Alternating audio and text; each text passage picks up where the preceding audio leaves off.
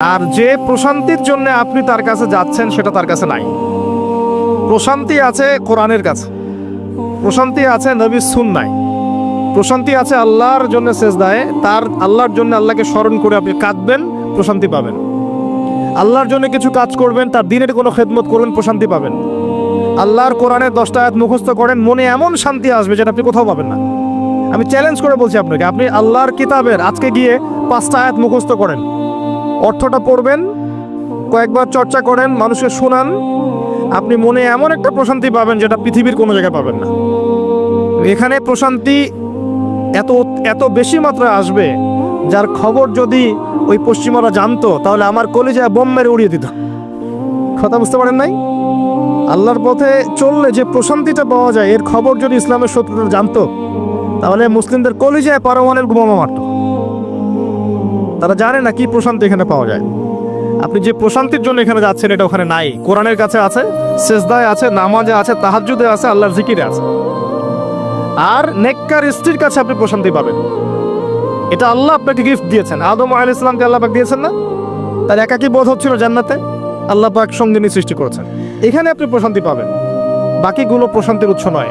পরে দেখা যাবে ওখানে ছাকা খেয়েছে, খেয়ে তারপরে মাদক সেবন করবে, তারপরে মিউজিকের কাছে যাবে, তারপরে দেখবেন যে পতিতালয়ে যাচ্ছে, তারপরে হয়তো গুন্ডামি করবে, জীবনটা উচ্ছৃঙ্খল হয়ে গেল। কেউ কেউ আত্মহত্যাও করবে, কারণ হচ্ছে ওই যে শুরুতে একটা মেয়ের সাথে প্রেম করে ছাকা খেয়েছে, ওখানে প্রশান্তি খুঁজেছে, শয়তান এদেরকে নিয়ে খেলেছে, একবারে দুজনের জীবন নষ্ট করে ফেলে দিল। আদতে কি হলো, মুসলিম উম্মাহ থেকে 2টা নক্ষত্র ঝরে গেল। হয়তো ওই যুবককে দিয়ে দিনের কোনো খেদমত হতো, এখন আর হলো না। হয়তো ওই যুবক তার যৌবনকালটা ইবাদত করে কাটাতে পারতো, আরো সে ছায়া ছায়া পেত, আর পেল না। শয়তান সাকসিড, শয়তান জিতে গেল। এই হচ্ছে বাস্তবতা। বাস্তবতা বোঝেন, আল্লাহর কাছে ফিরে আসেন, আল্লাহ আপনার অপেক্ষা করছেন। আসবেন না আল্লাহর কাছে? এটাই হোক আল্লাহর কাছে আমাদের কাছে আসার গল্প। আল্লাহ পাক আমাদেরকে তৌফিক দান করুন, আল্লাহুম্মা আমিন। নামাজটা ছাড়েন না, যত পাপ করছেন করেন, আমি বলি নামাজ ছাড়েন না। ইনশাল্লাহ একদিন নামাজই আপনাকে পাপ থেকে বের করে আনবে ইনশাআল্লাহ। শয়তান আপনাকে হতাশ করতে চাইবে, শয়তান আপনাকে হতাশ করতে চাইবে যে তুই তো গার্লফ্রেন্ডের সাথে কথা বললি, রাতের বেলা পর্ন দেখলি, তুই তো ফ্রি মিক্সিংয়ে আছিস, তুই মাদক দ্রব্য খাচ্ছিস, তুই কাজে ফাঁকি মারিস, তুই ট্যাক্স আদায় করিস নাই, দুর্নীতি করছিস, তুই আবার নামাজ পড়বি কেন? শয়তান আপনাকে বোঝাবে কিন্তু যে নামাজ তো আমার সময় পায় না, আমি তো অনেক পাপী মানুষ। এই ধোকায় পা দিবেন না। আপনি নামাজ কন্টিনিউ করতে থাকেন, ইনশাল্লাহ আল্লাহ পাক আপনাকে পাপ থেকে বের করে আনবেন ইনশাল্লাহ। ওই নামাজটা যদি ছেড়ে দেন তাহলে আর কোনো হাতিয়ার বাকি থাকবে না। আর আপনি যত পাপ করেন না কেন, মায়ুস হবেন না, মন ছোট করবেন না। আপনার একটা সেজদা, যে সেজদা আপনি চোখের পানি ঢেলে দিয়েছেন আল্লাহর কাছে, যে আল্লাহ আমার ভুলগুলো তুমি মাফ করে দাও, আমার তওবা তুমি কবুল করো, ইনশাল্লাহ দেখবেন ওই একটা সেজদা যদি কবুল হয়ে যায়, আল্লাহ পাক আপনার সব গুনাহ মাফ করে দেবেন ইনশাল্লাহ। হতাশ হবেন না। শয়তান হতাশ করতে চাইবে মানুষকে, শয়তান মানুষকে হতাশ করতে চাইবে। এমনকি আপনার যদি পাহাড়ের পরিমাণ ঋণ থাকে, ওই ঋণ শোধ করার ব্যবস্থা আল্লাহ পাক করে দিবেন ইনশাআল্লাহ তাআলা। হতাশ হবেন না, নামাজ ছাড়েন না। আর আমি একটা কথা বারবার বলেছি, আবারও বলছি যে চলমান যে 3G 4G নামাজগুলো চলছে, এগুলো থেকে নিজেকে দূরে রাখবে। সব এখন ডিজিটাল, নামাজও ডিজিটাল। দেখা যায় যে 5 মিনিটের মধ্যে 4 রাকাত নামাজ শেষ, মাশাআল্লাহ। ইমাম সাহেব যদি 10 মিনিট পড়ায় দেয় তাহলে তো তার চাকরি নট। বোঝেন না? এত তারা, আমার সময় নাই, আমরা ব্যস্ত মানুষ, এত সময় লাগে নামাজ পড়তে? ইমাম সাহেবকে বলছে, কমিটি ইমাম সাহেবকে চার্জ করছে, অথচ ইমামের উচিত তাদেরকে চার্জ করা। উল্টে গেছে এখন আর কি। ওইদিকে আসবো আমি। দাসী তার মনিবকে জন্ম দিবে, মানে সমাজের ন্যায় অন্যায়, ভালো মন্দ, হক বাতিলের মানদণ্ড উল্টে যাবে। দাসী কখনো মনিবকে জন্ম দেয়? মানদণ্ড উল্টে যাবে। আসেন রিল্যাক্সে নামাজ পড়বেন ইনশাআল্লাহ। আল্লাহ পাক তৌফিক দান করুন। নামাজের মধ্যে যা পড়ছেন এটাকে বোঝার চেষ্টা করতে হবে অর্থটা, তখন দেখবেন নামাজে মনোযোগ বাড়বে ইনশাআল্লাহ। তার আগে অজুটাকে ভালো করে করবেন, তাড়াহুড়া করে অজু করবেন না, রিল্যাক্সে অজু করেন, অজুর অঙ্গগুলোকে সুন্দর করে ধন। অজু পরিষ্কার হয় না, এই জন্য নামাজে মনোযোগ থাকে না। আর একটা বদ অভ্যাস আমারও আছে, আপনাদের সবারও আছে, আমি জানি। অজুতে আমরা যে পরিমাণ পানি খরচ করি, এই পরিমাণ পানি দিয়ে নবী সাল্লাল্লাহু আলাইহি ওয়াসাল্লাম গোসল করতেন। হ্যাঁ, আর আপনার মাথায় যত চুল আছে তার চেয়ে বেশি চুল ছিল নবী সাল্লাল্লাহু আলাইহি ওয়াসাল্লামের মাথায়। আপনার দুজন তিনজনের মাথায় যত চুল আছে তার চেয়ে বেশি চুল ছিল নবী সাল্লাল্লাহু আলাইহি ওয়াসাল্লামের মাথায়। তারপরেও তিনি অল্প পানি দিয়ে গোসল করে ফেলতেন। আর আমাদের দেখবেন জারিমানের জোর যত বেশি, তার ট্যাপের স্পিড তত বেশি। মসজিদে যাবেন, দেখবেন জোরে ট্যাপ ছেড়ে দিয়েছে, অজু করতেছে। একজন মানুষের গোসলের পানি দিয়ে একাই অজু করে ফেলে। পানির লেয়ার দিন দিন নেমে যাবে আমাদের এই পাপের কারণে। কুল আরাআইতুম ইন আসবাহা মাউকুম গাওরা, সূরা মুলকের শেষ আয়াত পড়ে দেখেন। বলুন হে নবী, তোমরা যদি কখনো সকালে উঠে দেখো যে পানির স্তর সব নিচে নেমে গেছে, পানি নাই, ফামা ইয়াতিকুম বিমাইন মাইন, কোন সেই সত্তা আছে তোমাদেরকে পানি এনে দিবে, প্রবাহমান পানি? দিন দিন ঢাকা শহর সহ বড় বড় যে সিটিগুলো আছে, এগুলোর পানির লেয়ার নিচে নেমে যাচ্ছে। আমাদের অপচয়ের কারণে এমন হচ্ছে। প্রচুর পানি আমরা অযুতে অপচয় করি। গোসল দেখবেন শাওয়ার নিচ্ছে, ওই যে আমাদের ডিজিটাল ইয়াজুজ আর মাজুজের বাথরুম যেগুলো আছে, পানি চোষা বাথরুম, মানে 10-20 বালতি পানি দিয়ে শাওয়ার নিয়ে নিবে। হ্যাঁ, আর মহিলা হলে তো কথাই নাই, আরো 10 বালতি এক্সট্রা লাগায়।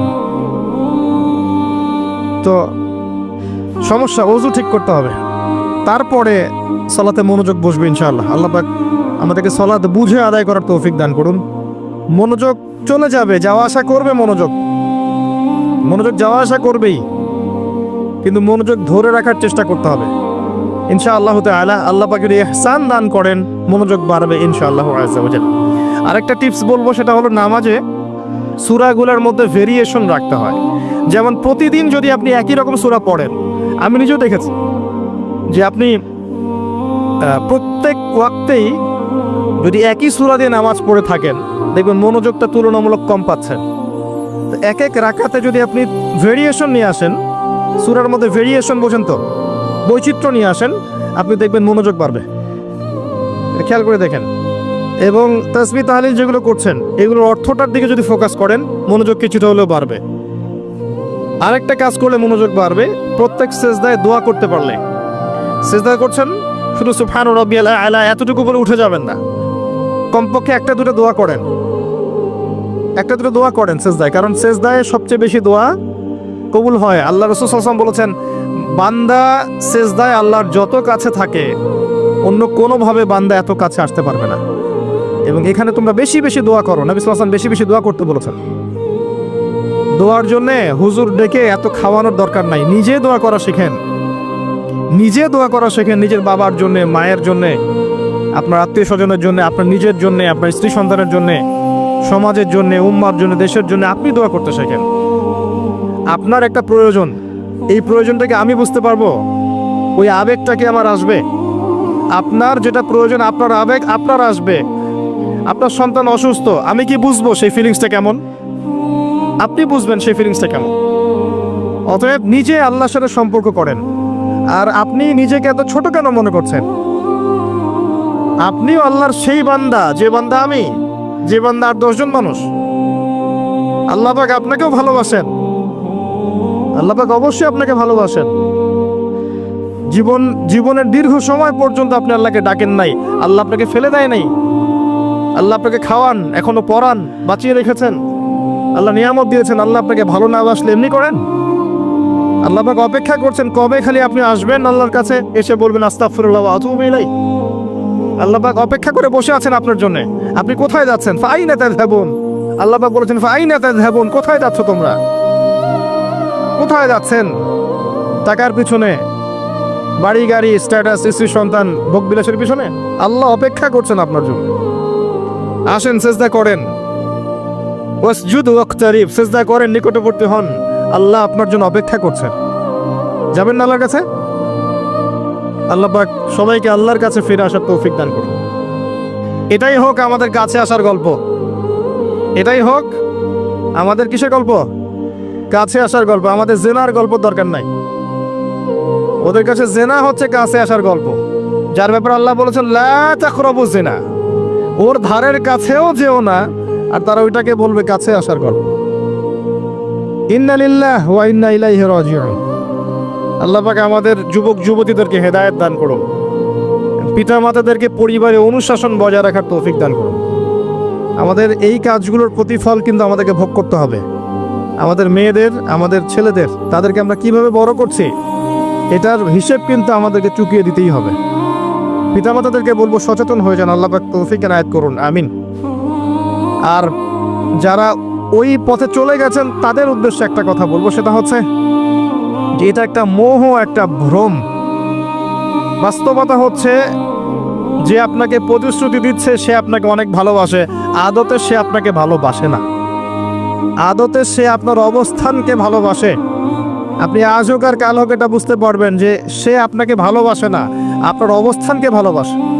সত্যিকারের ভালোবাসার ডেফিনেশনটা হচ্ছে যে আপনি নিঃস্বার্থভাবে কাউকে ভালোবাসেন। আমাদের আশপাশে যারা আছে, যারা হালাল, ইভেন হালাল, আমার মা, আমার বোন, আমার বাবা, আমার স্ত্রী, আমার ছেলে, আমার মেয়ে, এদেরও যদি কখনো স্বার্থে আঘাত পড়ে দেখবেন সেও আপনার পাশ থেকে সরে যাচ্ছে। এমন হয় নাই কখনো?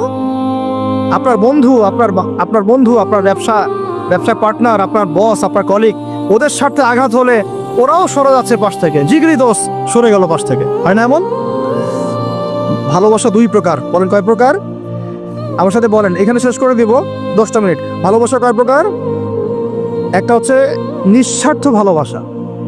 কি স্বার্থ? কোনো স্বার্থ নাই, নিঃস্বার্থভাবে ভালোবাসা। আরেকটা হচ্ছে কোনো না কোনো স্বার্থ জড়িত আছে এমন ভালোবাসা। আপনার স্ত্রীর চাহিদাও যদি আপনি পূরণ করতে ব্যর্থ হন, দেখবেন স্ত্রীর সাথে আপনার গন্ডগোল লেগে যাচ্ছে, যদিও সে হালাল, বৈধ। তাই না? এমন হয় না অনেক সময়? আমি তো অনেকদিন বলেছি, অনেকদিন আগেও বলেছি, 5 বছর 6 বছর আগে, যে মানুষ আসলেই মানুষের অবস্থানকে মূল্যায়ন করে। ভিতর থেকে মানুষকে শুধু মূল্যায়ন করে আল্লাহ রাব্বুল আলামিন। না হলে কি হতো? এই যে এত অন্যায় আমরা করেছি, আল্লাহ পাক কি আমাদেরকে ছেড়ে দিয়েছেন, ফেলে দিয়েছেন, গজবে ধ্বংস করে দিয়েছেন? এই যে আল্লাহ পাক যে আমাদেরকে মহব্বত করেন, ভালোবাসেন, তার প্রমাণ এগুলো। আল্লাহ পাক চান যে আমরা যেন ফিরে আসি।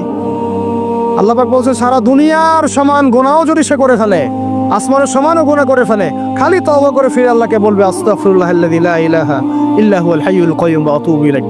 আল্লাহ পাক বলছেন খালেস তওবা করলে গুনাহ তো মাফ করে দিবই, আগের গুনাহগুলোকে নেকি দিয়ে পরিবর্তন করে দিব। না ভালোবাসা না? আল্লাহ পাক সৃষ্টি করেছেন আমাদেরকে ভালোবেসে। কোরআন খোলেন, সূরা সাদ পড়েন।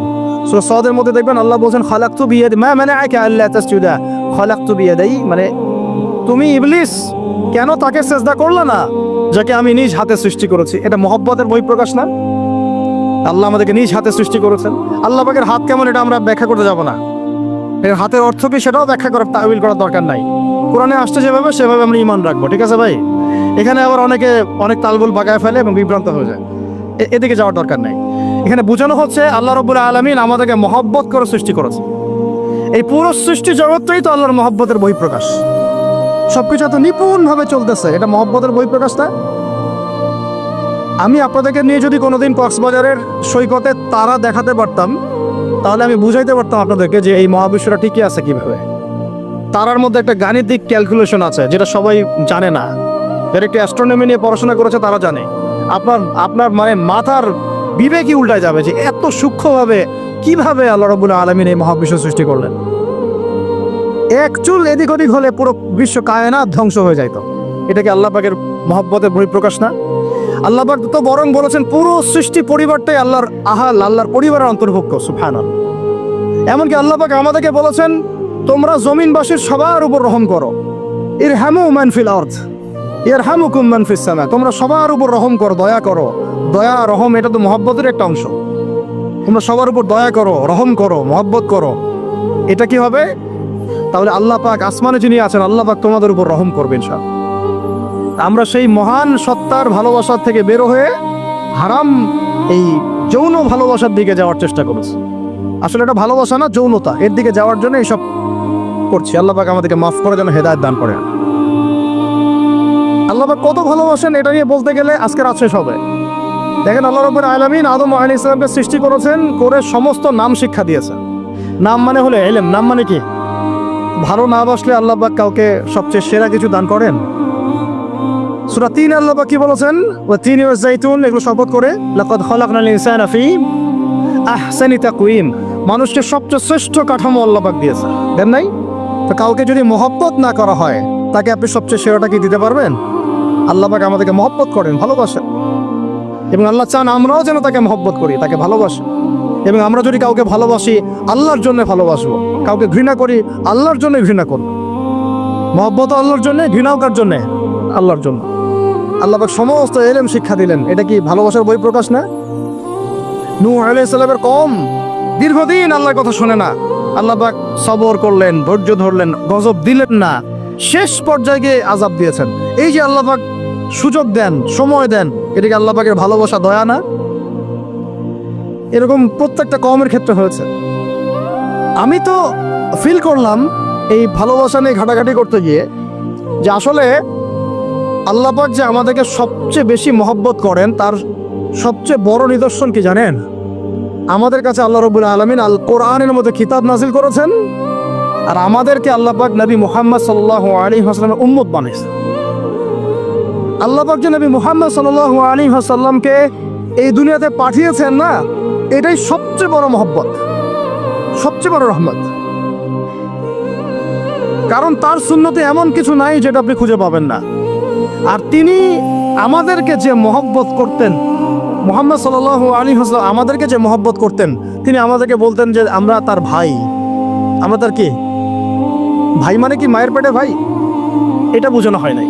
একটা হাদিসে তিনি বলেছেন আমি তো পিতৃতুল্য, তার মানে কি সত্যি সত্যি বাবা সন্তানের সম্পর্ক? রুহানি পিতা। তিনি কি ইমাম নন? তিনি ইমাম, তিনি নেতা, তিনি আমাদের শিক্ষক, তিনি নবী।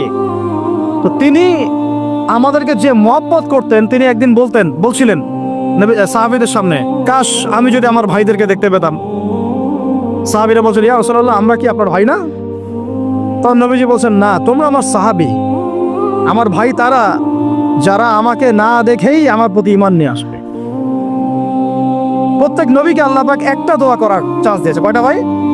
এমন একটা দোয়া যেটা করলে আল্লাহ পাক কবুল করবেনই করবেন। করলে আল্লাহ পাক কি করবেন?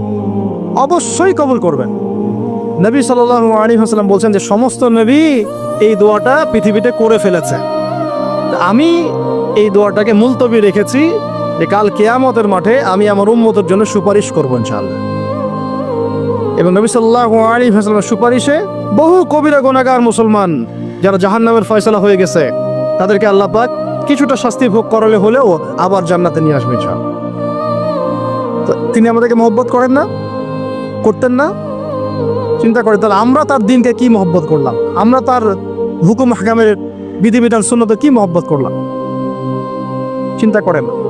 একটা হাদিসে নবীজি স্পষ্ট করে বলছেন এটা আমাদের জন্য একটা কষ্টি পাথর। এটা একটা কি কষ্টি পাথর। তিনি বলছেন লা ইউমিনু আহাদুকুম, তোমাদের মধ্যে কেউ মুমিন হইতে পারবে না। কি হইতে পারবে না? মানে প্রকৃত মুমিন হইতেই পারবে না তোমরা। হে আমার উম্মত, তোমাদের মধ্যে কেউ প্রকৃত মুমিন হইতেই পারবে না যতক্ষণ না হাত্তা আকুনা আহাব্বা ইলাইহি মিন ওয়ালিদিহি ওয়ালাদিহি ওয়ান নাসি আজমাইন, যতক্ষণ না আমি মুহাম্মদ সাল্লাল্লাহু আলাইহি ওয়াসাল্লাম তোমাদের কাছে নিজের কি সন্তান, নিজের বাবা মা এবং সমস্ত মানব জাতির থেকে বেশি প্রিয় না হচ্ছে। হাদিসটা আবার বলি, নবীজি বলছেন কেউ ততক্ষণ পর্যন্ত প্রকৃত মুমিন হতে পারবে না যতক্ষণ না আমি মুহাম্মদ সাল্লাল্লাহু আলাইহি ওয়াসাল্লাম তার কাছে তার সন্তান, তার পিতা, এমনকি সমস্ত মানব জাতি থেকে বেশি প্রিয় না হচ্ছে। আর আমরা যারা আগামীকালকে এইটার প্রিপারেশন নিয়েছি, আসলে কি আমাদের কাছে নবী প্রিয় বেশি না আমাদের দুনিয়ার স্বার্থ বেশি প্রিয়? যারা এগুলো করবে তাদের কাছে কি সত্যি নবী প্রিয়? তাহলে তারা করতে পারতো না। যদি নবী আমাদের কাছে সবচেয়ে বেশি প্রিয় না হয়, আমরা মুমিন হতে পারছি না। আর যাদের কাছে নবী প্রিয় তারা কখনো এমন হারাম কাজে যেতে পারবে না। যারা যাচ্ছে তারা কখনোই নবীকে ভালোবাসে না, কোশ্চিন কালেও না। শোনেন, ওমর রাদিয়াল্লাহু আনহুর নাম শোনেন নাই? বললে অনেক কথা ভাই, অনেক কথা, কোনটা রেখে কোনটা বলি। ওমর রাদিয়াল্লাহু আনহু একদিন এসে বলছেন খলিফাতুল মুসলিমিন, মুসলিমদের তিনি খলিফা। জান্নাতের সুসংবাদপ্রাপ্ত 10 জন সাহাবীর একজন। জান্নাতের সার্টিফিকেট পেয়েছেন পৃথিবীতে কয়জন সাহাবী? একটা হাদিসে একসাথে 10 জন, ওই 10 জনের অন্যতম একজন। যিনি এমন শাসন ব্যবস্থা পৃথিবীতে প্রতিষ্ঠা করেছিলেন যার মতো মিসাল এখন পর্যন্ত পৃথিবীতে আর দেখা যায় নাই। একটা হাদিসে আসছে, যে রাস্তা দিয়ে ওমর হাঁটে ওই রাস্তা দিয়ে শয়তান হাঁটে না। কি বুঝলেন? শয়তান যদি দেখে ওই যে ওমর, ও আর ওই যাবেন ওই রাস্তার মধ্যে। এই হচ্ছে ওমর ইবনুল খাত্তাব। আমার পরে কোনো নবী নাই, নবীজি বলছেন আমার পরে কোনো নবী নাই, লা নবী বাদি, আমার পরে কোনো নবী নাই। যদি হতো তাহলে ওমর হতো, যদি হতো তাহলে ওমর হতো। অন্য একটা হাদিসে আসছে, আমার পরে কোনো নবী নাই, তবে তুমি আমার, এটা অন্য সাহাবী সম্পর্কে, আলী ইবনে আবি তালিব সম্পর্কে, তুমি আমার জীবনে তেমন মূসার জীবনে হারুন ছিল যেমন। এটা হচ্ছে আলী ইবনে আবি তালিব। তো এখানে কথা হচ্ছে ওমর রাদিয়াল্লাহু আনহুর মতো মানুষ নবীর কাছে এসে বলছেন সাল্লাল্লাহু আলাইহি ওয়াসাল্লাম, ইয়া রাসূলুল্লাহ ওয়াল্লাহি লা উহিব্বুক, আল্লাহর কসম করে বলছি আমি আপনাকে অনেক মহব্বত করি, ইল্লা মিন নাফসি, আমার নফসের চেয়ে বেশি না, মানে আমি আমার জানের চাইতে আপনাকে বেশি মহব্বত করি না। কথা কি বুঝতে পারতেন কি? মানে আমি আপনাকে অনেক মহব্বত করি ইয়া রাসূলুল্লাহ, সব কিছু থেকে বেশি মহব্বত করি, কিন্তু আমার নিজের জানের চেয়ে বেশি না। নবী সাল্লাল্লাহু আলাইহি ওয়াসাল্লাম বলেন, লা ইয়া ওমর, এখনো মুমিন হওনি ওমর। কাকে বলছেন? কাকে বলছেন? জান্নাতের সার্টিফিকেট প্রাপ্ত একজন মানুষকে, লা ইয়া ওমর, এখনো হওনি। তখন নবী সাল্লাল্লাহু আলাইহি ওয়াসাল্লামকে তিনি একটু পর আবার বলছেন, ইয়া রাসূলুল্লাহ ওয়াল্লাহি আলান, এখন লা হাব্বা ইলাইয়া মিন কুল্লি শাই হাত্তা মিন নাফসি, এখন থেকে আপনি আমার কাছে সবচেয়ে বেশি প্রিয় সবকিছু থেকে, এমনকি আমার নফসের থেকেও বেশি প্রিয়। তখন নবীজি বলছেন, আলান ইয়া ওমর, হ্যাঁ এখন ওমর, এখন তুমি মুমিন হলে। তাহলে যারা আমরা নবীর সুন্নতের খেলাফ এইসব অপসংস্কৃতি, নোংরামি, জেনা, ব্যভিচার, কনসার্ট, নাটক, সিনেমা, পরকিয়া, এইসব তথাকথিত ভালোবাসা দিবস, এই জেনা দিবসগুলো পালন করছি, আমরা কি আসলেই নবীকে ভালোবাসি? আমরা কি সত্যি আল্লাহকে ভালোবাসি? আল্লাহ পাক আমাদেরকে বোঝার তৌফিক দান করেন না, জাহিলিয়াত থেকে ফিরে আসার তৌফিক দান করেন। এরকম প্রচুর ঘটনা। ভালোবাসা তো এগুলোর নাম। ভালোবাসা কাকে বলে জানেন? সাহাবীরা বাসায় যেতেন, আবার দৌড় দিয়ে আসতেন নবী সাল্লাল্লাহু আলাইহি ওয়াসাল্লামের চেহারাটা একটু দেখার জন্য। এটা নাম ভালোবাসা। আপনারা যদি উমরা করতে যান, হজ করতে যান, দেখবেন বারবার আপনার নবীর রওজায় গিয়ে সালাম দিতে মন চাইবে, যে আরেকবার দেখা করে আসি, আরেকটু দেখা করে আসি, আরেকবার সালাম দিয়ে আসি। ভালোবাসা কোনো স্বার্থ আছে এখানে? নবী সাল্লাল্লাহু আলাইহি ওয়াসাল্লাম কি আমাদের কাছে কোনো স্বার্থ দাবি করেছেন? আল্লাহ করেছেন। এগুলো ভালোবাসা। এই ভালোবাসা হলো প্রকৃত ভালোবাসা। আর এগুলো যেটা চলছে এটা হচ্ছে যৌনতা। এগুলো কি চলছে? যৌনতা। ভালোবাসার নাম দিয়েছে এখন যৌনতা। এগুলো ভালোবাসা না, এগুলো পাশবিকতা, প্রবৃত্তির দাসত্ব। প্রবৃত্তি মানে মন যা চায় তাই করতে চাচ্ছে। আপনার মন চাইছে একটা মেয়ের সাথে রাত কাটাবেন, এটাকে আপনি ভালোবাসা নাম দিলেন, কিন্তু এটা হচ্ছে ভালোবাসা না, এটা কি প্রবৃত্তি, পশুত্ব, দাসত্ব, পশুত্বের দাসত্ব করছেন। আল্লাহ পাক আমাদেরকে কথাগুলো বোঝার তৌফিক দান করেন। এরকম সাহাবীরা কত ত্যাগ করেছেন। তালহা রাদিয়াল্লাহু আনহুর নাম শোনেন না অনেকেই। নবী সাল্লাল্লাহু আলাইহি ওয়াসাল্লাম উহুদ যুদ্ধের দিন সংকটময় একটা অবস্থায় ছিলেন। তালহা রাদিয়াল্লাহু আনহু একা নবী সাল্লাল্লাহু আলাইহি ওয়াসাল্লামকে ঢাল হিসেবে পিঠ পেতে দিয়ে আসেন, উনার দিকে কোনো তীর যেন আসতে না পান। শেষে দেখা গেল তার গায়ের মধ্যে 40 থেকে 50টা তরোয়ারের আঘাত আছে, তীরের খোঁচা আছে, বর্ষার খোঁচা আছে। এই অবস্থায় তিনি নবীকে কাঁধের মধ্যে নিয়ে উহুদ পাহাড়ে উঠেছেন নবীকে সেভ করার জন্য। এটা ভালোবাসা। এটা কি? কোন স্বার্থে? কিসের স্বার্থে? দুনিয়ার স্বার্থে? জান্নাতের স্বার্থে। একজন সাহাবী বাড়ি নির্মাণ করেছেন, তো নবী সাল্লাল্লাহু আলাইহি ওয়াসাল্লাম দেখে একটু খালি, মানে হয় না, তুমি কে, কার বাড়ি এটা? বললেন আচ্ছা অমুক সাহাবীর বাড়ি। নবীজি একটু ভ্রু কুঞ্চিত করলেন, পছন্দ করলেন না, কিছু মুখে বলেন নাই, মুখে কিছু বলেন নাই, খালি একটু অসন্তুষ্ট হয়েছেন, এক্সপ্রেশন দেখতে বোঝা যাচ্ছে। তখন ওই সাহাবীকে জানানো হলো, তোমার বাসার সামন দিয়ে তো আল্লাহ নবী সেদিন হেঁটে গেলেন, তারপর আমার বাসা দেখে, তোমার বাসা দেখে আল্লাহ নবী সাল্লাল্লাহু আলাইহি ওয়াসাল্লাম তো অসন্তুষ্টি প্রকাশ করেছিলেন, মুখে কিছু বলেন নাই, এক্সপ্রেশন ছিল একটু অসন্তুষ্টিমূলক। 3 দিনের মধ্যে সেই বাড়ি ভেঙে গুড়িয়ে দিয়েছে। যে বাসা দেখে আল্লাহ নবী সন্তুষ্ট হন না, আমি বাসা রাখবই না। ভালোবাসা কিসের জন্যে? কার জন্যে? কার স্বার্থে বলেন? আল্লাহর জন্যে, জান্নাতের জন্য, আল্লাহর স্বার্থে, আল্লাহর জন্যে। কতগুলো বলে শেষ করবো আপনাদেরকে। সাদ বিন আবি ওয়াক্কাস রাদিয়াল্লাহু আনহু উহুদ যুদ্ধের দিন এরকম করে তীর নিক্ষেপ করছেন। আল্লাহ নবী বলছেন, ইয়া সাদ, হে সাদ, তীর ছোড়ো, তোমার জন্য আমার পিতামাতা কোরবান হোক। আশপাশে 9 জন ছিল, তার মধ্যে একজন একজন করে শহীদ হতে হতে শেষে 2 জন বেঁচে থাকলো, সাদ বিন আবি ওয়াক্কাস, তালহা বিন উবাইদুল্লাহ রাদিয়াল্লাহু আনহু। এগুলো তারা কেন করেছেন? ভালোবাসার জন্যে। ভালোবাসা এগুলোর নাম। কতগুলো বললে শেষ করবো আপনাদেরকে, বলেন। নবী সাল্লাল্লাহু আলাইহি ওয়াসাল্লামের কাছে একজন সাহাবী আসেন ইসলাম কবুল করতে। ইসলাম কবুল করতে এসে হাতের মধ্যে কিছু বালা আংটি থাকে না, এগুলো ছিল, এগুলো খুলে ফেলে দিয়েছেন নবী সাল্লাল্লাহু আলাইহি ওয়াসাল্লাম, খুলে ফেলে দিয়েছেন। তো একটা খুব দামি সোনার আংটি ছিল। ফেলে দেওয়ার পরে অনেকে বলছে, তুমি তখন মুসলিম হয়েছো, ইসলাম কবুল করেছো, তো আচ্ছা ঠিক আছে, ওইটা না হয় নবীজি পড়তে নিষেধ করেছেন, তুমি ওইটা নিয়ে বিক্রি করে দাও, বিক্রি করে না হয় ওইটাকে দিয়ে অন্য কিছু করো। উনি বলছেন, কখনো না, আমার হাত থেকে আল্লাহ নবী খুলে একটা জিনিস ফেলে দিয়েছেন, আমি সেটা আবার নিতে যাব? কিসের জন্য এগুলা? এটা ভালোবাসা, মহাব্বত। আল্লাহহীন হয়ে গেল, জেরা সহজ হয়ে গেল। আবার বাসায় ধরেন একটা পুরুষের সামর্থ্য আছে, চাহিদাও বেশি, সামর্থ্য আছে অনেক, চাহিদাও বেশি, সমাজে বিধবা মেয়ে পড়ে আছে, তালাকপ্রাপ্ত মেয়ে পড়ে আছে, এতিম মেয়ে পড়ে আছে, বিয়ে করার মানুষ নাই। এখন সমাজে যদি কোনো সৎ পুরুষ একাধিক বিয়ে করে, তাকে সমাজে বাঁকা চোখে দেখা হবে। কিন্তু এই পুরুষে যদি বিয়ে না করে বাইরে আরো 10টা মেয়ের সাথে অকাম কুকাম করে, তাকে কিচ্ছু বলা হবে না। বলেছি আমি, কোরআন একদিকে, সুন্নত একদিকে, ইসলাম একদিকে, সমাজ, এই সমাজের তাকদীর খারাপ। এভাবেই নবী সাল্লাল্লাহু আলাইহি ওয়াসাল্লাম পেরেশান ছিলেন কিভাবে সমাজের মানুষকে ফেরানো যায়। আজকে আমরাও পেরেশান।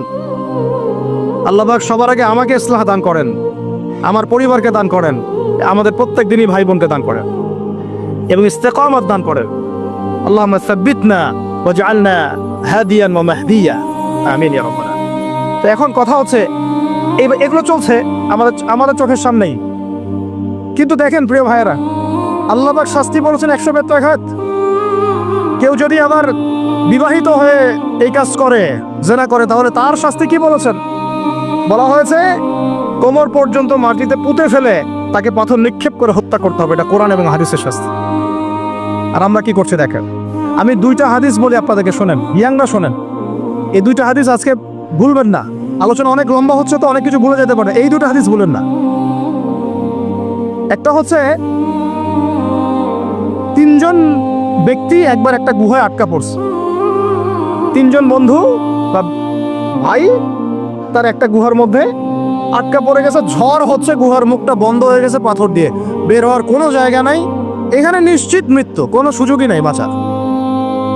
তারা অনেক চেষ্টা করে বের হতে পারলো না। শেষমেশ তারা বলছে যে আমাদের যদি কোনো নেক আমল থাকে, সে নেক আমলের ওসিলা করে আল্লাহর কাছে দোয়া করি, আল্লাহ চাইলে আজকে আমাদেরকে বাঁচাতে পারে।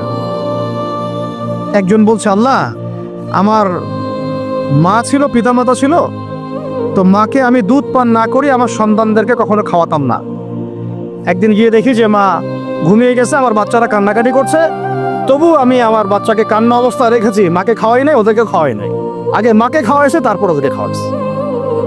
আজকে ঘরে ঘরে মাদের সাথে কি আচরণ দেখেন, কি একটা অবস্থা দেখেন, সমাজে কি প্রজন্ম তৈরি করেছেন। মারা এখন বৃদ্ধাশ্রমে চলে যাচ্ছে। শিক্ষিত মা, তাই না? মায়ের পায়ের নিচে আপনার জান্নাত। আর এটাও একটা ব্যাপার যে মায়েরা আবার হাজরা আলাইহিস সালামের মতো হবেন না, যে মায়েরা সারা আলাইহিস সালামের মতো হবেন না, আয়েশা খাদিজা রাদিয়াল্লাহু আনহুমা তাদের মতো হবেন না, তো আপনাদের গর্ভ থেকে তো এর চেয়ে ভালো সন্তান আশা করা যায় না। সমস্যা সব দিকে আছে না? তো ও এই দোয়া করার সাথে সাথে একটু সরে গেল, আল্লাহর পক্ষ থেকে এই পাথরটা একটু সরে গেল, সুবহানাল্লাহ। কিন্তু বের হওয়ার জন্য এনাফ না। এরপরে আরেকজন দোয়া করছে যে আল্লাহ, আমার একজন কর্মচারী ছিল, টাকা পাইতো আমার কাছে কিছু, তো সে একদিন বেতন না নিয়ে চলে গেছে। টাকাটা দিয়ে আমি কিছু পশু কিনেছি, মানে গবাদি পশু।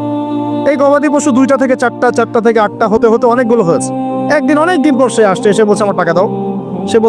সে বলছে যে এই সবগুলো পশু তোমার, নিয়ে যাও। তুমি কি ইয়ারকি ফাজলামি করতেছো আমার সাথে? আমার টাকা আমাকে দাও। না, ইয়ারকি ফাজলামি করতেছে না, এটা তোমার টাকা দিয়ে কেনা ছিল, সবগুলো বংশবৃদ্ধি হতে হতে আজকে এই অবস্থা আছে। আল্লাহ, তোমার সন্তুষ্টির জন্য যদি এই কাজ করে থাকি, আল্লাহ আজকে আমাকে এই বিপদ থেকে বাঁচাও। পাহাড়ের মুখ থেকে পাথরটা একটু সরে গেল, বের হওয়ার জন্য যথেষ্ট না। তৃতীয় ব্যক্তি, আমি এটাই বলতে যাচ্ছিলাম, ইয়াংরা শোনেন ভালো করে। তৃতীয় ব্যক্তি সেজদায় পড়ে আল্লাহকে বলছে, হাত তুলে আল্লাহকে বলছে, আল্লাহ আমার একজন খুব সুন্দরী চাচাতো বোন ছিল, কাজিন, আমি তাকে পাইতে চাইতাম। বুঝেন না, পাইতে চাইতাম মানে কি? তাকে পেতে চাইতাম, অফার করতাম। সে রাজি হয় না, হয় না, হয় না। একদিন সে বলল যে 100 স্বর্ণমুদ্রা দিতে পারলে আমি রাজি। 100 স্বর্ণমুদ্রা দিতে পারলে আমি রাজি। এখন তো এদেরকে স্বর্ণমুদ্রাও দেওয়া লাগে না, এমনিই রাজি নাকি? জেনা করার জন্য কি এমনিই রাজি, খালি একটু। আসলে সত্যি কথা বলতে কি, একটা মেয়ে যদি চায় যে আমি আমার ইজ্জত ধরে রাখবো, কোনো ছেলের ক্ষমতা নাই সেই ইজ্জত নষ্ট করে। এটাই সত্য কথা। আমার স্ত্রী এই কথাটা খুব জোরালোভাবে আমাকে বলে, আমি যখন রাস্তায় হাঁটবো, আমি যদি চাই তাহলে কোনো মেয়ে, কোনো ছেলে আমার কাছে ঘেঁষতে পারবে না। আমি সুযোগ দিলে তখন ঘেঁষতে পারবে। একটা মেয়ে যদি চায় যে একটা ছেলে আমার সাথে ইটিস পিটিস করুক, সে ছেলে করবেই করবে। একটা মেয়ে যদি চায় যে একটা ছেলে আমার পর্যন্ত আসতে পারবে না, আমি আমার ব্যক্তিত্ব গায়রত বজায় রাখবো, আমি ডিস্টেন্স মেনটেন করবো, আমি কোনো সুযোগ দিব না, ছেলে সুযোগ পাবে না কখনো। এত সহজ না। সর্বোচ্চ তখন কি করতে পারে, ধরে 10 জন মিলে ধরে ওকে জোর করে তার সাথে কিছু করতে পারে। ওরকম কিছু করলে তো আল্লাহর গজব নেমে আসবে। ওই যে সারা আলাইহিস সালামকে তুলে নিয়ে গিয়েছিলেন একটা বাদশা, মনে নেই আপনাদের? সারা আলাইহিস সালামকে একটা বাদশা এরকম উঠাই নিয়ে আসছে। আর সারা আলাইহিস সালাম সবচেয়ে সুন্দরী মেয়েদের একজন ছিলেন পৃথিবীর ইতিহাসে, ইব্রাহিম আলাইহিস সালামের স্ত্রী। তখন তিনি হাত বাড়াচ্ছে তার দিকে ধরার জন্য। আর সারা আলাইহিস সালাম তখন বলছে, দাঁড়ান, আমাকে 2 রাকাত নামাজ পড়তে দেন। 2 রাকাত নামাজ পড়ে তিনি আল্লাহর কাছে হাত তুলে বলে, আল্লাহ তুমি জানো আমি আমার সতীত্ব, আমার ইজ্জত, আমার সম্মান আমার স্বামী ছাড়া আর কারোর সামনে কখনো প্রদর্শন করি নাই। আজকে এই জালেমের হাত থেকে আল্লাহ তুমি আমাকে বাঁচাও। ওইদিকে ইব্রাহিম আলাইহিস সালামও নামাজে দাঁড়িয়ে গেছে। ওই জালেম বাদশা যখনই হাত বাড়ায়, হাত অবশ হয়ে যায়, মাথা ঘুরে পড়ে যায়। 3বার 4বার চেষ্টা করেছে, তারপর পারে নাই। শেষে বলেছে, তোমরা আমার কাছে কাকে নিয়ে আসছো, নিয়ে যাও একে আমার সামনে থেকে। পরে উল্টা হাজারা আলাইহিস সালামকে হাদিয়া সহ দিয়ে পাঠিয়ে দিচ্ছে। একটা মেয়ে চাইলে তার ইজ্জত সম্মান এভাবে রক্ষা করতে পারে। তোমরা জেনায় ছেলেরা লিপ্ত করেছে কারণ তোমরা চেয়েছো বলেই করতে পারছো। তুমি ফেতনা না ছড়াতা, তুমি বেহায়ের মতো বাইরে বের না হতা, তুমি তোমার চুল খোলা না রাখতা, তুমি তোমার পোশাক ঠিক রাখতা, তোমার কথা ঠিক রাখতা, তোমার কথার মধ্যে শক্তি রাখতা, মিষ্টি মিষ্টি প্রবন্ধিতা না, বাইকের পিছনে বসতা না, চটপটে ফুচকা খাইতা না, এখানে ওখানে আড্ডা মারতা না, কোনো ছেলে তোমার কাছে আসতে পারতো না। তোমরা এই কাজ করেছো, ছেলে আসতে পেরেছে। আপনারা তো কিছু হইলে ছেলেদেরকেই দোষ দেন। ছেলেরা তো এমনি আকর্ষিত হবেই। আমি একজন ছেলে হিসেবে বলতেছি এটা না তো বিষয়টা। একটা ছেলের ফিতরত এটা, যে তার কাছে সবচেয়ে সুন্দর মনে হবে একটা মেয়েকে। এটা একটা ছেলের ফিতরত, স্বভাব ধর্ম, এটা চুম্বকের মতো আকর্ষণ করবে। আর এর উপর যখন আপনি এটাকে ফ্রি অ্যাক্সেস করে দিবেন, লাইসেন্স করে দিবেন, বেপরদায় বের হবে, গায়ের জামা কাপড়ের ঠিক তাই, হ্যাঁ, তারপর কথাবার্তা মিষ্টি মিষ্টি প্রলোভিত টানতেছে, সিডিউস করতেছে, তখন তো একটা ছেলে মিসগাইডেড হইতেই পারে, স্বাভাবিক। ছেলেরও দোষ আছে, কিন্তু অবশ্যই এখানে মেয়েরও দোষ আছে। আমরা তো অনেক সময় ঢাকা শহরে দেখি রাত 10টা 12টা বাজতেছে, আমরা মাহফিল করে যাচ্ছি, কোনোদিন বাসায় ফিরতে 1টা 2টা 3টাও বাজে। রাত 3টার সময় ছেলে মেয়ে বাইকে করে ঘুরতেছে ঢাকা শহর। ওই মেয়েটার কি বাসায় বাবা নাই, ভাই নাই, কোনো স্বামী বা কেউ নাই, মাহরম কেউ নাই? আমরা সুযোগ দিচ্ছি বলেই তো আমাদের ঘর পর্যন্ত ঢুকতে পারছে। সবার আগে মেয়েদেরকে শক্ত হইতে হবে। আর মেয়ের বাবা যারা, আমি তো নিজেও মেয়ের বাবা, আমরা বাচ্চাদের সাথে সময় কাটাই আর ভাবি যা কি যে হবে ভবিষ্যতে আল্লাহ ভালো জানেন। কিভাবে মেয়েকে মানুষ করব, কিভাবে সতীত্ব রক্ষা করবে আমাদের মেয়েরা। যতদিন পর্যন্ত এদের হাতে মোবাইল ফোন ছিল না, ইজ্জত ঠিক ছিল। মোবাইল ফোনটা যখনই ঢুকেছে, ইজ্জত নষ্ট হয়ে গেছে বহু মেয়ের। আমি এরকম জানি, বলতে চাচ্ছি না। যাই হোক, ওই জায়গায় আসেন, ওই ছেলেটা তখন 100 স্বর্ণমুদ্রা অর্জন করেছে, কষ্ট করে আর্ন করেছে। যে আপনাদেরকে বলে যে নিজের পায়ে দাঁড়াও, তারপরে তোমার সাথে রাজি। সে অনেক কষ্ট করে 100 স্বর্ণমুদ্রা অর্জন করে মেয়ের কাছে গিয়েছে, চাচাতো বোনকে বলেছে যে স্বর্ণমুদ্রা নাও, এখন বলো তুমি রাজি না। রাজি না। সে মেয়ে বলছে হ্যাঁ ঠিক আছে। তো এখন দুজনের মধ্যে যা হওয়ার তাই হচ্ছে, অ্যাডাল্ট আপনারা সবাই বুঝেন। কিন্তু এখন মূল যে কাজটা, স্বামী স্ত্রীর যে মূল মিলন, এই মিলনটা করার জন্যে সেই ছেলেটা বসছে। হাদিসের মধ্যে আসছে এভাবে, 2 পায়ের মাঝখানে বসে পড়ছে ছেলেটা। এখনই জাস্ট শুরু করবে, তখন ওই মেয়েটা বলে উঠছে যে হে আল্লাহর বান্দা, আল্লাহকে ভয় করো, আমি আমার সতীত্ব কখনো নষ্ট করি নাই, তুমি আল্লাহকে ভয় করো। এই কথাটা যখনই বলছে তখন ওই ছেলের মনের মধ্যে এমনভাবে একটা রিয়াকশন জন্ম নিয়েছে, আল্লাহর পক্ষ থেকে এমন একটা নূর আর হেদায়েত চলে আসছে, ওই অবস্থা থেকে ছেলেটা উঠে চলে গেছে এবং স্বর্ণমুদ্রাও দিয়ে দিচ্ছে যে স্বর্ণমুদ্রাটা আমার দরকার নেই, যা। এবার সেই গুহার মধ্যে বন্দি অবস্থায় আল্লাহর কাছে হাত তুলে দোয়া করতেছে, আল্লাহ তুমি যদি জানো ওই কাজটা আমি তোমার সন্তুষ্টির জন্য করেছিলাম, আজকে আমাকে এই সাক্ষাৎ এই মওতের হাত থেকে বাঁচাও। সাথে সাথে এই পাহাড় পাথর সরে গেছে।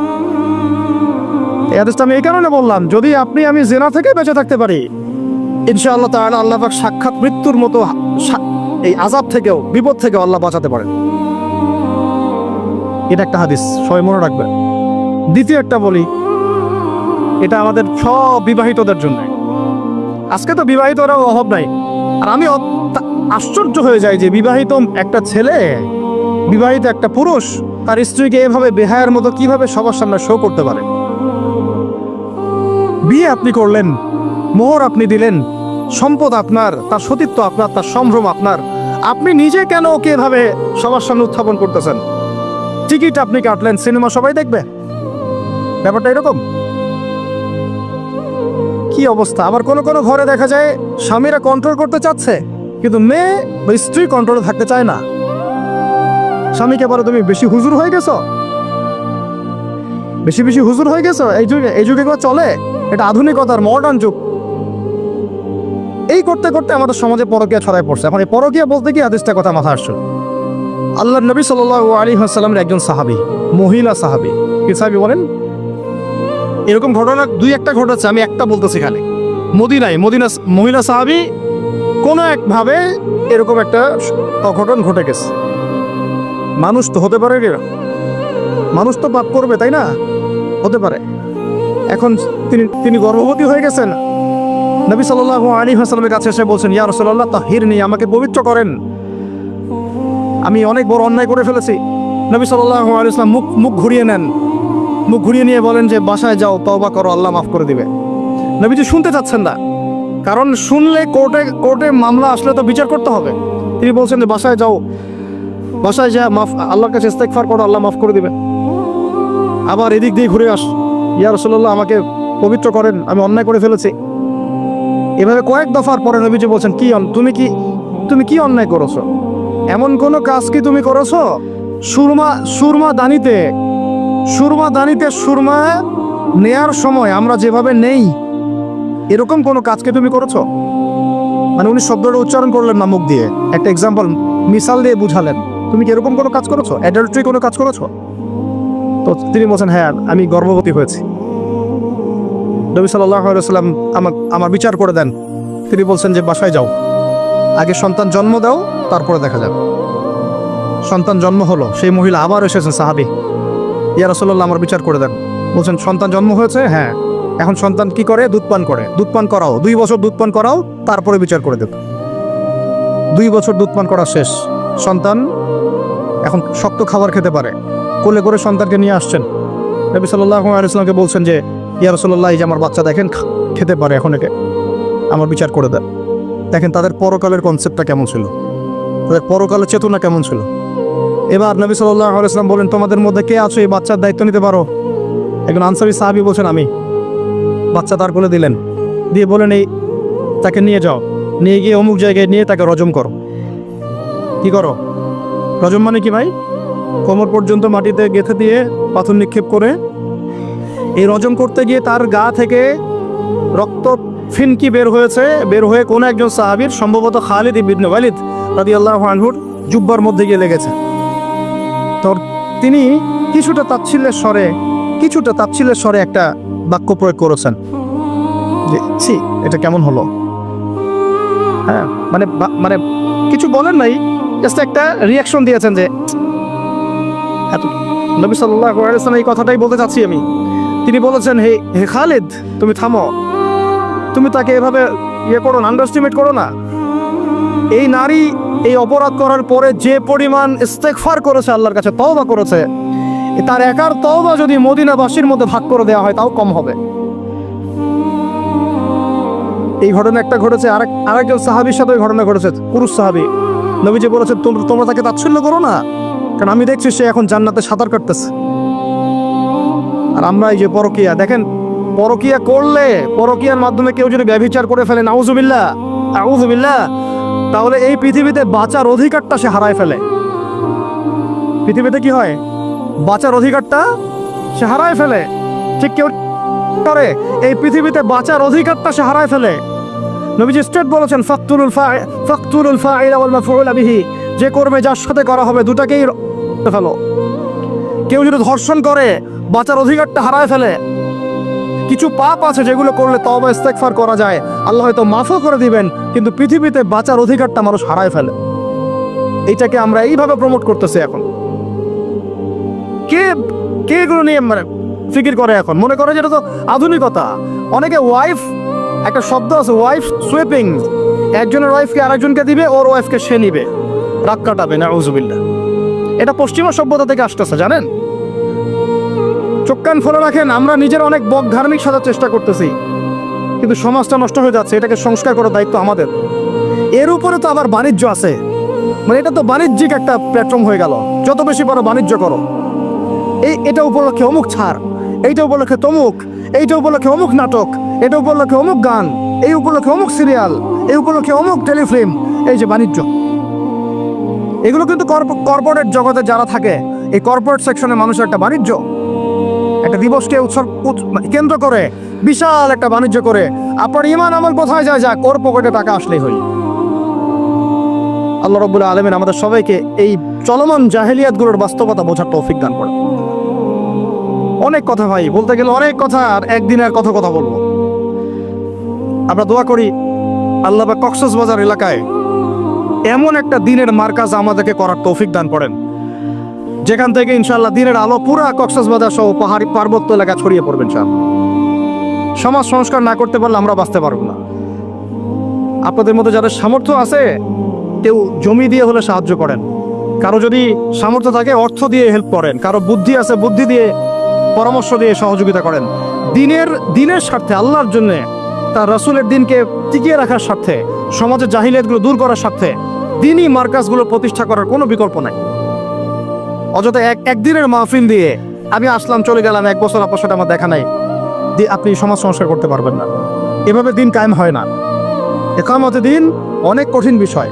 প্রত্যেক দিন প্রত্যেক রাতের মেহনতের উপর দাঁড়ায় থাকবে ইনশাআল্লাহ। আল্লাহ পাক আমাদেরকে এই বেহায়া দিবসকে বর্জন করার তৌফিক দান করুন। এই পশ্চিমাদের ফাঁদ থেকে আল্লাহ আমাদেরকে বাঁচায় রাখে। আল্লাহ রাব্বুল আলামিন আমাদের সবাইকে যেন এই জেনা, ব্যভিচার, পরকিয়া, তারপরে সুদ, মাদক, সমকামিতা, ট্রান্সজেন্ডার, এই সমস্ত ফিতনা থেকে আল্লাহ আমাদেরকে হেফাজত করেন। আমাদের এই যুবক যুবতীদেরকে আল্লাহ পাক খাস করে এই চলমানের জাহিলিয়াতগুলো থেকে হেফাজত করেন। আমি প্রত্যেক পরিবারের কর্তা সতর্ক হয়ে যান। প্রত্যেক পরিবারের যে ভাই আছেন, যে বাবা আছেন, সতর্ক হয়ে যান। আপনার পরিবারটাকে আপনি শক্ত হাতে দমন করেন, কঠোরভাবে, দেখবেন ইনশাআল্লাহ অ্যাটলিস্ট আপনার ঘরটা পবিত্র রাখেন। সবাই যার যার পরিবারের দায়িত্ব নেই, ইনশাআল্লাহ দেখবেন সমাজ ঠিক হয়ে গেছে। আমার স্ত্রীকে আমি এসব করতে দিব না, ওর ক্ষমতা আছে করবে, করলে ওকে আমি তালাক দিয়ে রেখে দিব, শেষ, সোজা কথা। ও আমরা এভাবেই কথা বলি বাসায়, এক কথায় চলবে, এক কথায় উঠবে, এক কথায় বসবা, দ্বিতীয় কথা যেন বলতে না হয়। একদিন একটা ইস্যু নিয়ে মানে ঝগড়া তুলকালাম হয়ে গেল, আমি রাগ কন্ট্রোল করতে পারলাম না। বলছিলাম যে হাত মোজা ভালো করে পড়তে, হাত কথা বলার সময় দেখেন, যদি আমি হাতে ভাবে উঁচু করি দেখা যায় এতটুকু। আমি বাসায় গিয়ে বলছিলাম যে হাত মোজা খুব ভালো করে এই পর্যন্ত পড়তে, এইটুক নিয়ে মনে হয় আমি 10 মিনিট ঝাড়ি দিয়েছি, মানে বকা দিয়েছি আর কি। একদম মাথা নিচু করে শুনছে, একটা কথা বলে নাই। আমি আমার পরিবারকে ঠিক করলে কেন আমার মানে স্ত্রী বাইরে যাবে, কিভাবে যাবে? আমি বলতেছি না যে সে বাইরে যাইতে পারবে না, প্রয়োজনে তার প্রয়োজন পূরণ করতে পারবে না, এমন তো না বিষয়টা। বেপর্দা এভাবে যাবে কেন? বেপর্দায় ফিতনার মধ্যে কেন যাবে? আমার মেয়ে, আমি জন্ম দিলাম, আমি বড় করতেছি, আমি খাওয়াই বলতে মানে কি? আমরা উপার্জন করে আমরাই খেতে খাওয়াই নাকি? আমরা ওসিলা না রিজিকের, আমরা কামাই রোজগার করে নিয়ে আসি। আমি খাওয়াই বলতে বোঝাচ্ছি আমরা কামাই রোজগার করে নিয়ে আসি, আমাদের ভালোবাসা দিই, মহব্বত করি, তিলে তিলে আদর মহব্বত দিয়ে বড় করি। আমার মেয়ে কেমন করে বাইরে যায়? কেমন করে বাইরে যাবে? কোন সাহসে যাবে? আমি বাবা হয়ে বেঁচে থাকতেও কিভাবে যেতে পারে? গেলে ওকে একদম খাবার বন্ধ করে দিবে। আমার ছেলে বালেগ হয়েছে, নামাজে যাবে না কেন? যাবে না কেন? যদি না যায় আমি ওর খাওয়া বন্ধ করে দিব। শাসন করতে হবে সবসময়, কিন্তু মিষ্টি কথা চিরা ভিজে না। আল্লাহ পাক কোরআনের মধ্যে হেদায়েত দিতে উৎসাহিত করেছেন, এখানেই আবার আইনগুলো নাজিল করেছেন। মানে সবসময় মানুষকে দাওয়াত দিয়ে বুঝিয়ে সুঝিয়ে কাজ হয় না, মাঝে মাঝে পিটানো লাগে, লাগে না? শাসন লাগে না? লাগে। তো আমরা যদি আমাদের পরিবারের মেয়েদেরকে নিয়ন্ত্রণ করতে পারি, ছেলেদেরকে নিয়ন্ত্রণ করতে পারি, দেখবেন আস্তে আস্তে ইনশাআল্লাহ এটা কমে গেছে। আর যদি এভাবেই গা ছাড়া দিয়ে দেন, আমি বলেছি বেশি দিন লাগবে না, আর 10টা বছর পরে নাউজুবিল্লাহ আমরা আশ্রয় চাই আল্লাহর কাছে, এমনটা যেন না হয়। দেখবেন যে এটা এমন হারে বেড়ে গেছে যে ঘরে ঘরে সমকামিতা ঢুকে যাইতে পারে। নাউজুবিল্লাহ। এই তাদাত, এই সংখ্যা দিন দিন বাড়তেছে। আপনাদের শহরে, আপনাদের এই অনেক অনেক এই যে এখানে আমি অনেক মাহফিল করেছি, অনেকেই আমাকে চিরকুট দিয়েছিলেন যে ভাই এখানে বেড়ে যাচ্ছে, এই বিষয়ে কিছু বললেন। চিন্তা করেন, ভিতরে ভিতরে এগুলো চলতেছে, হোটেলে হোটেলে চলতেছে। আপনারা ভালো মানুষ যে বসে থাকলে হবে না। এত ভালো মানুষ হতে আল্লাহ পাক বলেন নাই। আল্লাহ পাক বলেছেন সৎ কাজে আদেশ করো, অসৎ কাজে কি করো? নিষেধ করো। এবং আপনি আপনার জায়গায় আল্লাহ বিরোধী কোনো কিছুকে প্রশ্রয় দিবেন না। ব্যাস, সরকার কোথায় যায় যাক, প্রশাসন কি করে করুক, ওটা আমার দেখার দরকার না। আমি আমার জায়গা থেকে আল্লাহ এবং রাসূলের বিরুদ্ধে কোনো কাজ করব না। সিম্পল। এই যে ইতিহাসটা ওরা জানতো না, এই সেন্ট ভ্যালেন্টাইন্স ইতিহাসটা বলো, ওরা কি জানে? এই যে কত সালে এটা বাংলাদেশে আসছে, ওরা আসলে জানে? কে নিয়ে আসলো? দেখেন, ওটার বললামই, ওটা আনার পরে জেনা, ব্যভিচার, ফ্রি মিক্সিং, বাণিজ্য সব বেড়ে গেল। এটাকে কেন্দ্র করে কর্পোরেটরা এখন বাণিজ্য করতেছে। শুধুমাত্র এই দিবসে শুনেন, আর এগুলো বলতে চাইনি, আমি বলতে বাধ্য হচ্ছি, শুধুমাত্র এই দিবসে কোটি কোটি টাকা বিক্রি হয়, জানেন? এটা শুধু শুধু কয়েকটা কান্ট্রির পরিসংখ্যান। সারা বিশ্বের পরিসংখ্যান দিলে তো আপনার চোখ কপালে উঠে যাবে। কি হচ্ছে আর কি হচ্ছে না। যেখানে আল্লাহ রাব্বুল আলামিন বলছেন চোখ নিচু করো, কাছেও যেও না, ওটা তো কোরআনে পড়ে থাকলোই, ওটাকে লঙ্ঘন করে জেনা হচ্ছে, ব্যভিচার হচ্ছে, অবৈধ সম্পর্ক হচ্ছে, প্রচুর ধর্ষণ হবে কালকে। আর ধর্ষণ হলে আমি বলবো শুধু ছেলেরা দায়ী না, মেয়েরাও দায়ী আছে। তোমাকে মাহরাম ছাড়া কে বের হইতে বলছে? মাহরাম ছাড়া একটা মেয়ের হজ খরচ না। মনে করেন আপনার ঘরে একজন মহিলা আছেন যার মাহরাম নাই, তার উপর হজই ফরজ হয় নাই। তো মাহরাম ছাড়া যার হজই ফরজ হয় না, তাকে মাহরাম ছাড়া এভাবে হোটেলে একটা ছেলের সাথে বাইকে যেতে কে বলছে? বলেন, মাহরাম ছাড়া একটা মেয়ের সফর জায়েজ নাই, হজও জায়েজ নাই, হজ করার দরকারই নেই, সে ভরে থাকবে, ওইটাই তার জন্য বেশি গুরুত্বপূর্ণ, ওটাই হুকুম আল্লাহ পাকের। আর সে মাহরাম ছাড়া এইভাবে এখানে ওখানে ঘুরে বেড়াবে, ছেলের সাথে আড্ডাবাজি করবে, টাঙ্কি মারবে, চটপটি ফুচকা খাবে, এরপর 4-5টা ছেলে মিলে ওকে ধর্ষণ করে দিলে সব ছেলে দোষ ওই ছেলের উপর আসবে? আমার তো মন চায় যে প্রথমে আগে এই মেয়েগুলোকে শায়েস্তা করি। হ্যাঁ, ছেলেগুলোকে তো করবোই, আগে মেয়েগুলোকে করে। শুধুমাত্র ওয়াজ নসিহত করে কাজ হবে না, সবাইকে কঠোর হতে হবে। আপনি আমাকে বলেন তো দেখি, আপনার মেয়ে কোন একটা ছেলের সাথে অবৈধ সম্পর্ক করেছে, আপনি কি এটা মেনে নেবেন? আপনারা যে কেউ হন, এখানে অনেক প্রশাসনের ভাই আছেন আমি জানি, ঊর্ধ্বতন কর্মকর্তাও আছে এখানে আমি জানি, এখানে আমার লেকচার রেকর্ড হচ্ছে এটা আমি জানি। আর আপনি আমাকে বলেন বা আপনার সিনিয়রদেরকে বলান এই কথাগুলো মেসেজ পৌঁছান, তাদের ঘরে যদি তাদের মেয়ে কোনো ছেলের সাথে অবৈধ সম্পর্ক করে, তারা কি মেনে নিবে? তাদের মেয়েকে যদি কেউ ধর্ষণ করে, তারা কি মেনে নিবে? আপনার ছেলেটা যদি সমকামী হয়, আপনি কি মেনে নিবেন? আপনার বাসায় যদি কালকে একটা ছেলে এসে বলে যে আপনার মেয়ে এসে বলে যে বাবা আমি ওকে ভালোবাসি, ওর সাথে বিয়ে করার আগে আমি যৌন সম্পর্ক করে ফেলছি, আপনি কি মেনে নিবেন? আপনি যদি জানতে পারেন কালকে আপনার মেয়ে গর্ভবতী হয়ে গেছে, আপনি কি মেনে নিবেন? আপনি যদি জানেন কালকে আপনার ছেলে আপনাকে এসে বলছে বাবা আমি একটা ছেলেকে নিয়ে আসছি, ও ছেলেটা আসলে বাইরের ছেলে, ভিতরে ভিতরে মেয়ে, তাই আমরা বিয়ে করে ফেলছি, আপনি কি মেনে নেবেন? তো এটা নবী সাল্লাল্লাহু আলাইহি ওয়াসাল্লামের ফিলোসফি ছিল।